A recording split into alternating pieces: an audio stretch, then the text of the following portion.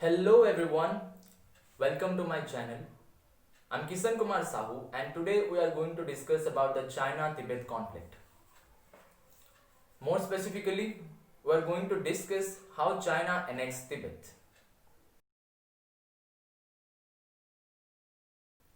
So first of all, let us know the location of Tibet. So Tibet is a region in the Tibetan Plateau in Asia, and it is the highest region on earth where the average elevation itself is 4,900 meters.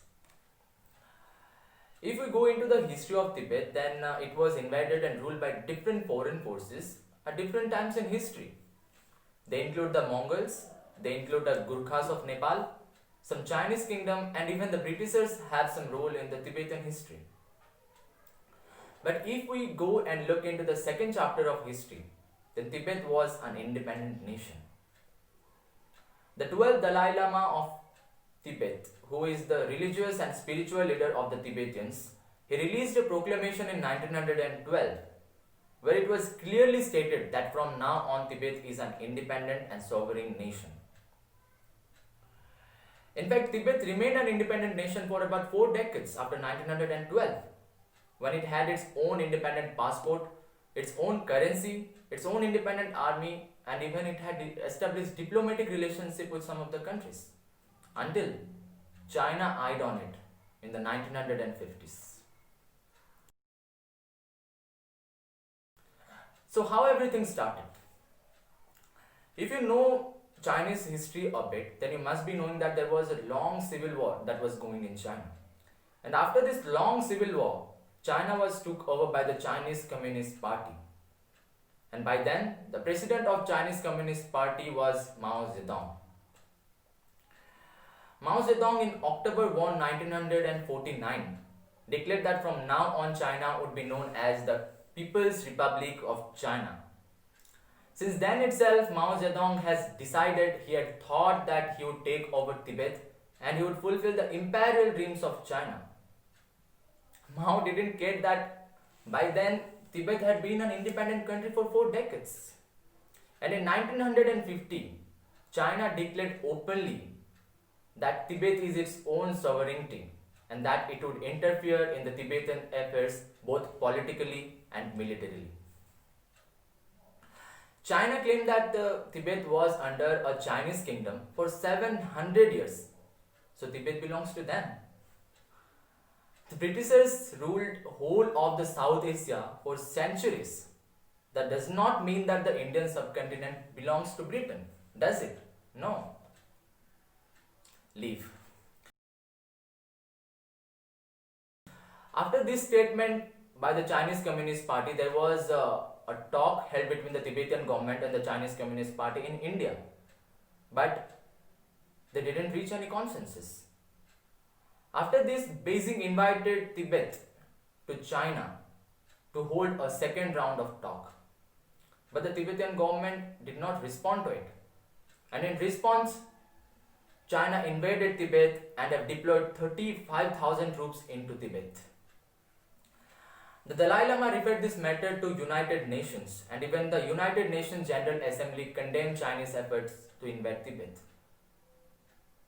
But despite this, China invaded Tibet and have encroached more than half of the then Tibetan territory.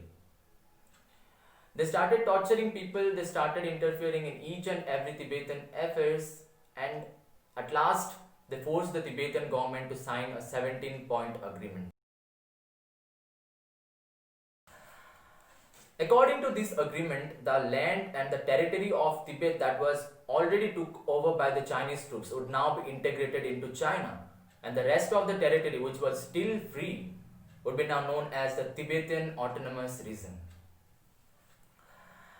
The Tibetan government, now desperate and helpless, had to sign this agreement with a hope that maybe this would bring peace to the country and to the people. But of course, the Tibetan government failed to understand the real intentions of the Chinese Communist Party, who were in their way to fulfill the imperial dreams. After this, the Tibetan government thought that there would be peace in whole of the country and they could follow their culture, but they were wrong. The Chinese troops continued torturing the Tibetan people and continued to interfere even in the internal affairs of Tibetan Autonomous Region. So this angered the people of Tibetan Autonomous Region, and the people took to the streets and started protesting in the beginning of 1956. But like now, even then there was no independent press in China. So neither the national or neither the international media were able to cover this news. The Chinese Communist Party then ordered the Chinese troops that no matter what they do, they just want the protests to stop. The Chinese troops started torturing the people, the protesters, they started shooting people, and they tried to suppress their voices, and up to an extent they succeeded because the protest didn't yield any very good result. And such protests continued to happen occasionally. And in 1959, in a similar protest, thousands of Tibetans were killed by the Chinese troops. This led to a full-scale uprising and angered the Tibetan people. So this full-scale uprising in Lhasa led to a very big conflict between the Tibetan people and the Chinese troops. They started fighting, and many Tibetan people were killed. They were left starved, they were shot. And around this time itself, in 1959, the 14th Dalai Lama, who is still the Dalai Lama, he left Tibet for India. And along with him came 80,000 Tibetan people who then lived as refugees in Nepal and India. Now there are about 150,000 Tibetan refugees in India itself. The fact that India provided refugee to Dalai Lama and to all these Tibetan people was one of the reasons China attacked India in 1962. Leave. We'll discuss it in some other videos. So what happened next? Next, after this big protest and after this big conflict between the Tibetan people and the Chinese troops, the Chinese Communist Party got more serious and strict. So in 1965, even they have integrated the Tibetan Autonomous Region, which was free till now. Even they integrated this region into China. You know what that meant? That meant that now whole of the Tibet was under China. Still now, the region is under the Chinese control, and the people of the Tibetan Autonomous Region are said to have some special rights. I don't know how genuine it is, but it's written on the papers.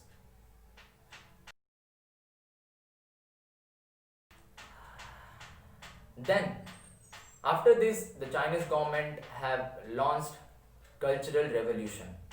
This is very important. Cultural Revolution continued from 1966 to 1976. So what is Cultural Revolution?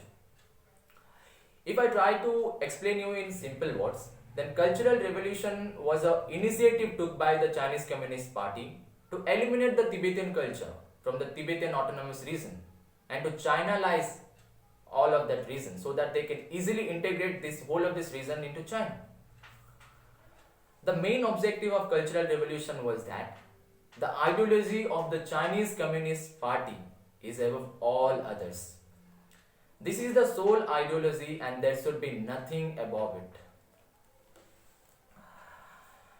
This Cultural Revolution initiated by Mao Zedong made Tibet and the Tibetan people pay a huge price.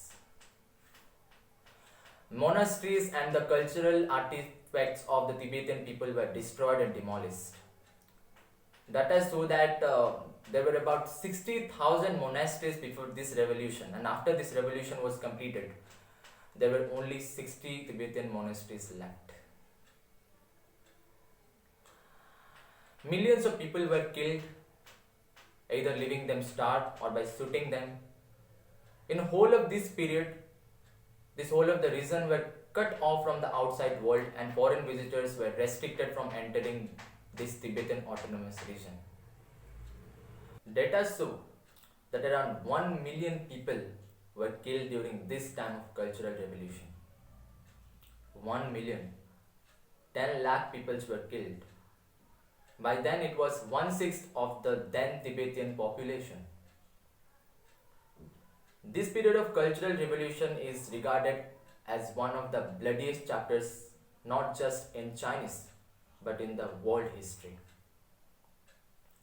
And by the time this Tibetan autonomous region was reopened to the outside world, and when foreign visitors were allowed to enter this region was no more Tibet, it was already China.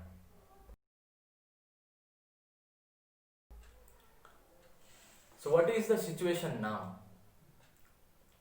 Now, Dalai Lama as well as the Tibetan refugees live in India, and they run the Tibetan government in exile from India itself. Whether the Tibetan people will ever get their land back is still a question, keeping in sight the rising influence of China and the rising power of China. But one thing I know, that the people haven't lost. Thank you for watching the video, and if you like the video, so please like and share, and please subscribe the channel because I'll keep posting such educational videos.